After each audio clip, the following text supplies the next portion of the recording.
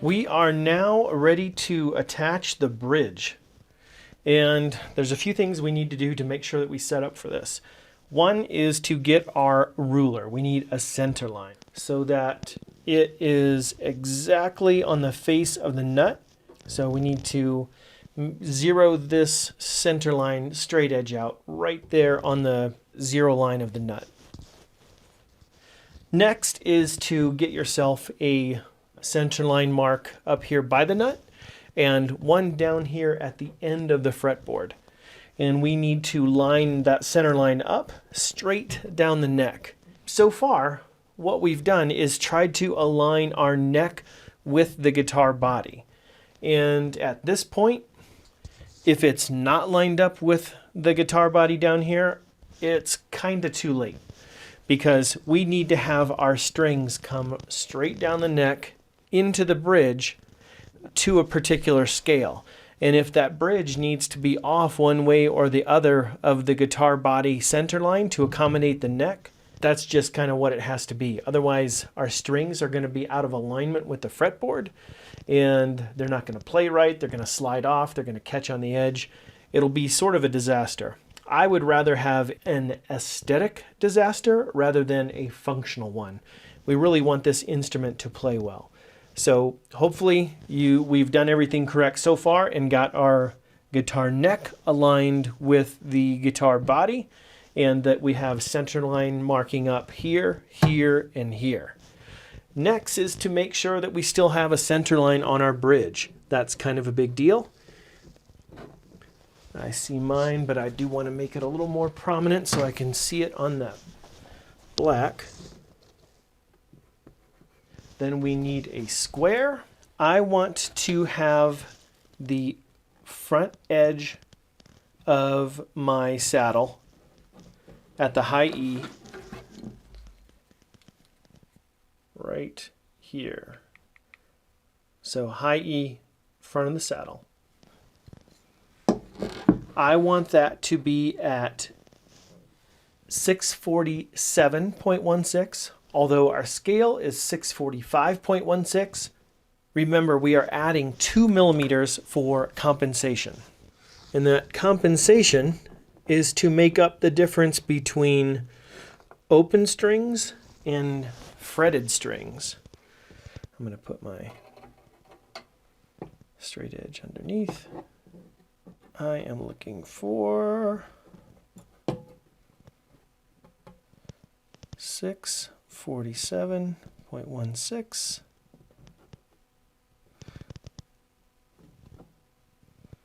That should be about it right there. Make sure I'm square to my straight edge. I am. Now make sure I'm on my center line, which I am exactly. All right, now the things I have in place are 647.16 to the front of the saddle on the high E.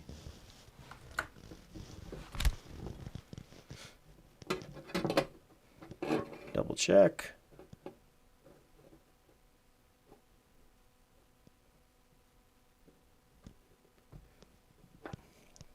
Well, I did have it till I pulled it out of square. Okay, there we go. Now it's square.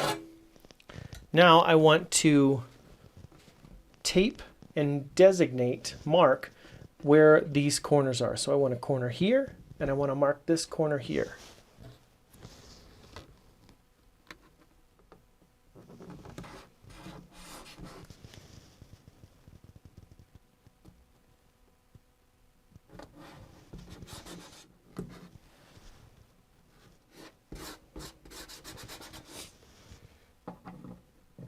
Okay, I'm going to put the saddle in that slot. Line it up on my tape. And let's see. 647, and I'm just covering the line, so I'm guessing that's 0.16. All right, good. Got my bridge positioned. These tape positions are exactly where I need them. To prepare the bridge, or I should say prepare the guitar, to glue the bridge on, I need to cut out this blue outline. And I've got a good, man, almost an 1/8 of an inch here between where my bridge is going to be and the spot I had taped off. So I'm going to split the difference here, right down the middle, and cut a line there to clear the shellac off. Same thing here. On this side, that got a little tight. I'm going to cut right up to the blue. And then on this side, I'm going to cut right onto the blue. Just right up to it. Let me see where I'm at.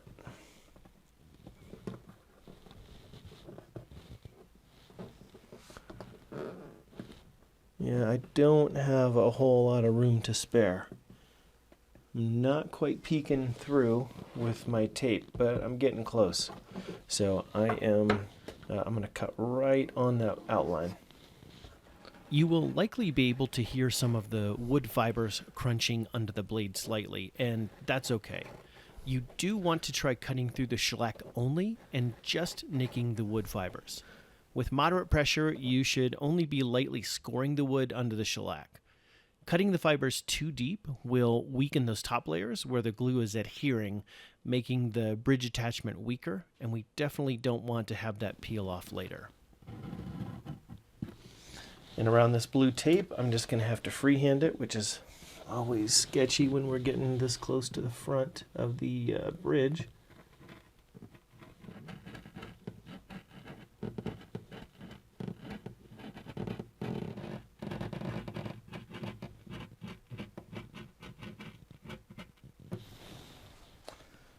And then on this side, I'll split this difference again and go right down the middle between the green tape and blue tape. Okay. Now to peel this off.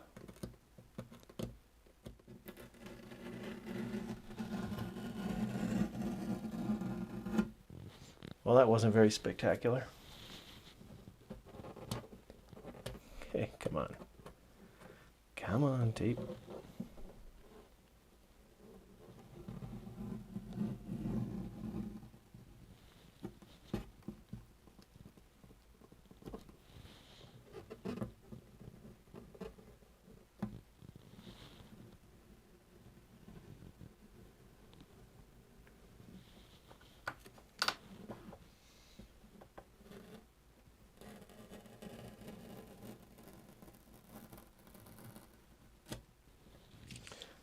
That is a very thin finish.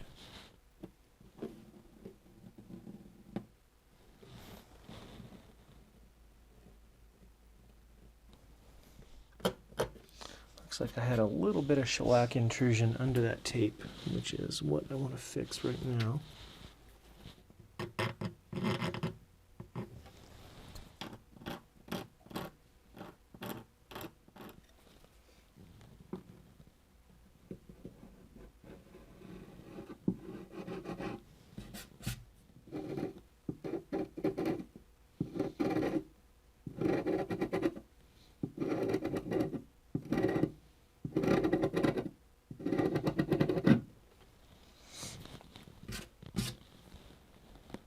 If this was a thicker film finish, I would be able to take the chisel to it this way and pry that up, because it would be so well connected it would kind of come off as almost a sheet of plastic.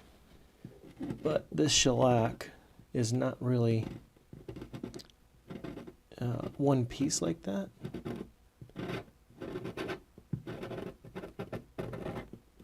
So I just scraped off a little bit more.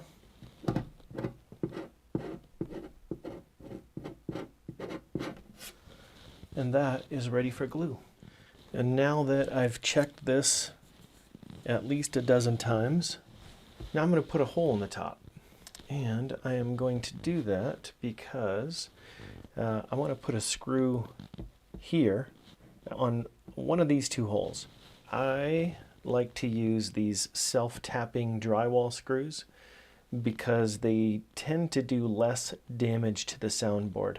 They'll drill into the top just fine, they tap their own hole, and they don't shatter the wood when they enter. So I like these self-tapping ones, and most of the self-tapping are going to be fine thread. The fine thread screws don't tear up the bridge plate as much.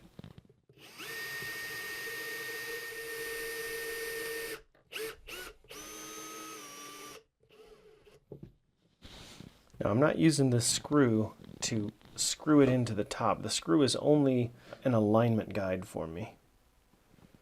So I am going to get this where I think I need it.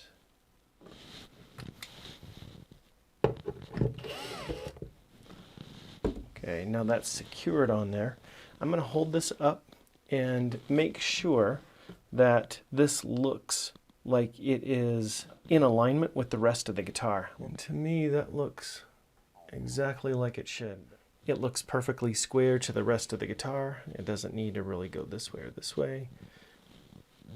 And that line right there is exactly where I would expect it to be, and it looks great. So I'm going to screw in the other side of the bridge, and then we will get to gluing. I'm going to use standard clamps.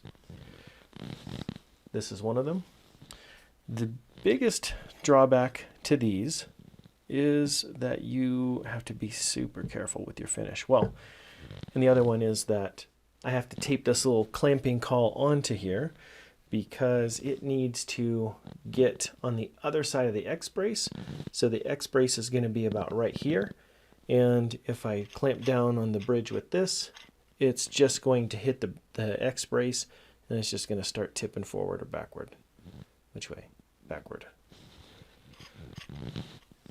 So I put this on there to get a good grip on the bridge plate so that it gets a good surface, a real nice clamp between the bridge plate and the bridge itself.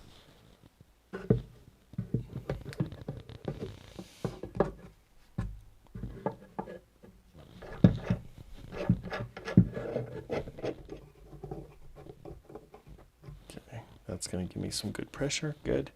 I always check it to make sure that I get a good clamp on it without tilting and rocking one way or the other because of maybe it's hitting a brace on the inside, but this is just fine. Exactly as I would hope and expect.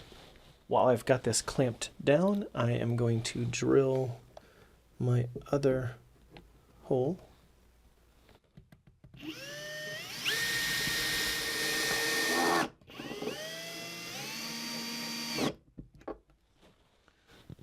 Perfect.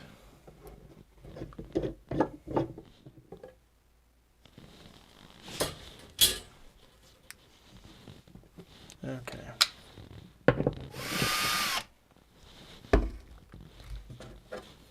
Double check the bridge, make sure there's no damage, that you didn't drop it, scrape it, bang it on the edges or anything like that that we need to clean up. This looks good. Ready to put glue on it. I want to go over my clamping device real quick. I use one clamp in the center onto the bridge with this device. So this clamps in the middle, and then these screw down over the edges so I can get to those wings. This for me is super helpful because of the way that bracing usually interacts underneath these wings. On most of the designs that I do, including this OM, there is a bridge intersection right in here of the X braces and the side finger braces. And so clamping this, although there is room to get 1, 2, 3 clamps on here, the way that they interact with the bracing underneath is difficult sometimes. So I use this. Okay, I've got my clamp ready. I've got my bridge jig ready. Got my bridge ready. Now it's time for some glue. Now we don't need to dump a lot of glue on here, just like everything else we've done so far. Not too much, not too little. That's easy, right? A little bit more in the middle of there. Now use your finger to get some of that back from the edge. That looks good to me.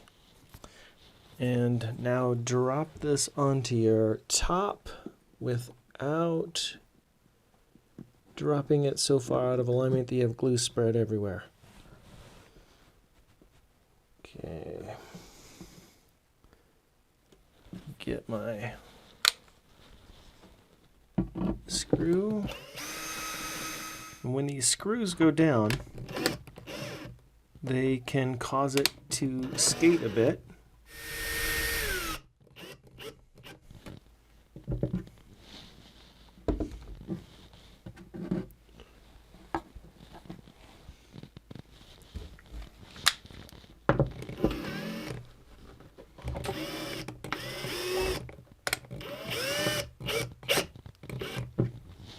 Go. I was just making an adjustment there on that screw. Get my bridge jig into place.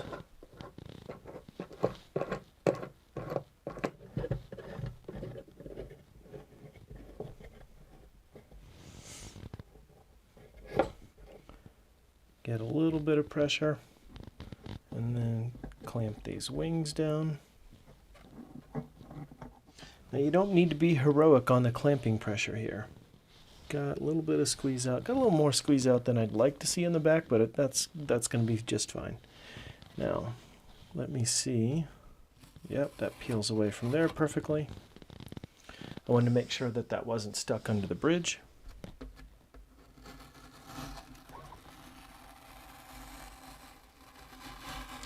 Perfect.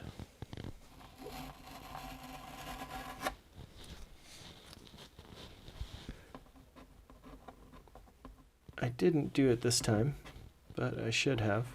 You can make little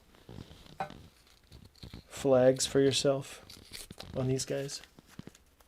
So just fold it over and leave a little bit sticking up so that you can take your tape off more easily without any danger of scratching your top with the fingernail. All right, perfect. Okay, I am going to let this skin over just a little bit for a couple minutes, then come back and scrape that with a soft wood scraper.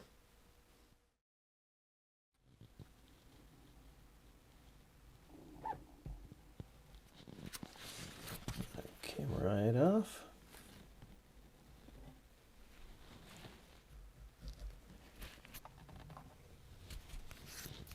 I'm also going to follow this up with a damp rag.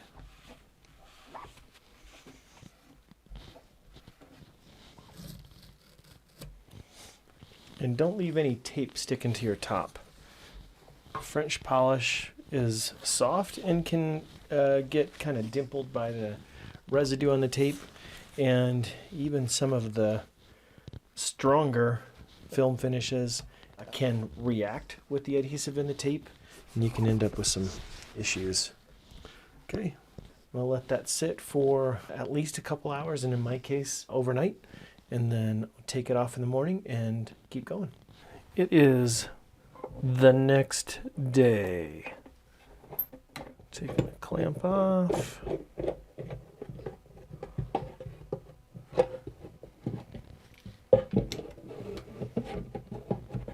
Maybe. There we go. Managed to not dent the top. Beautiful. The bridge is now attached. We'll catch you in the next video.